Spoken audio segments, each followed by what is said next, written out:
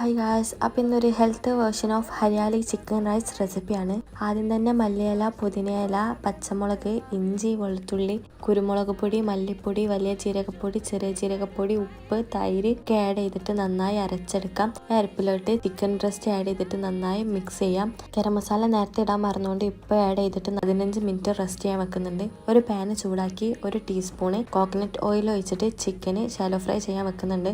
Coconut ഓയിലിന് പകരം butter, olive ഓയിലൊക്കെ use ചെയ്യാം, പക്ഷെ ക്വാണ്ടിറ്റി കൂടാൻ പാടില്ല. ഫ്രൈ ആയി കഴിഞ്ഞാൽ ഈ സെയിം പാനിലോട്ട് നേരത്തെ അരച്ച് വെച്ച ഗ്രീൻ പേസ്റ്റ് ആഡ് ചെയ്തിട്ട് നന്നായി ചൂടായി ചെറുതായിട്ട് തിള വരുന്ന ടൈമിൽ ഇന്നലെ കുക്ക് ചെയ്ത് വെച്ച ബസ്മതി റൈസ് ഇട്ട് കൊടുത്തിട്ട് നന്നായി മിക്സ് ചെയ്ത് കൊടുക്കാം. എന്നിട്ട് മൂടി വെച്ച് ചൂടാക്കി എടുക്കാം. നമ്മളെ healthy version of Hariyali chicken rice ഇവിടെ റെഡി ആയിട്ടുണ്ട്. Under 460 to 500 calorie, 35 gram protein വരുന്ന ഇതിന്റെ ഡീറ്റെയിൽഡ് റെസിപ്പി ഞാൻ കമന്റ് ബോക്സിൽ കൊടുക്കാം. Hope you like this.